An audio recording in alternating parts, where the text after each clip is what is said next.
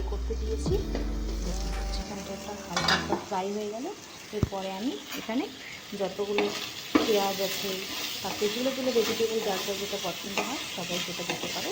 তো ওটা হয়ে গেলে আমি এখন ভেজিটেবলগুলো দিয়ে দেবো। এটা আরেকটু লাল লাল হবে, আর আমার একটু কাঁচা ভালো লাগে না তাই। এই যে আমি এখানে চপ করে রেখেছি, এটার মধ্যে গাজর আছে, পেঁয়াজ আছে, বাঁধাকপি, হালকা একটু লঙ্কা দিয়েছি, বাস।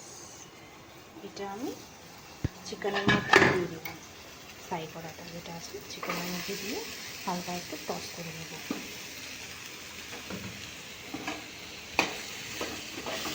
হালকা একটু টস করে হালকা একটু এটা দিয়ে হয়ে গেলে তারপরে এটার মধ্যে আমি নুন আর জল দিয়ে এটা হচ্ছে স্যুপটা আমি বানাতে দেবো। আমার এখানে যতটুকু লবণ লাগে ততটুকু দিয়ে নিচ্ছি, বেশি দেবো না, কারণ আমি এটাতে সয়া সসও দিব আর তার সাথে একটু ভিনেগার দেবো।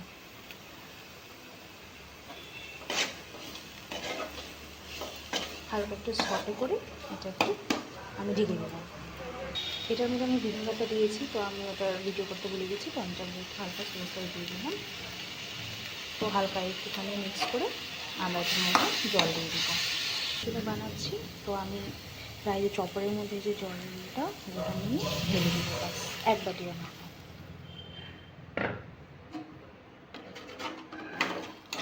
বাস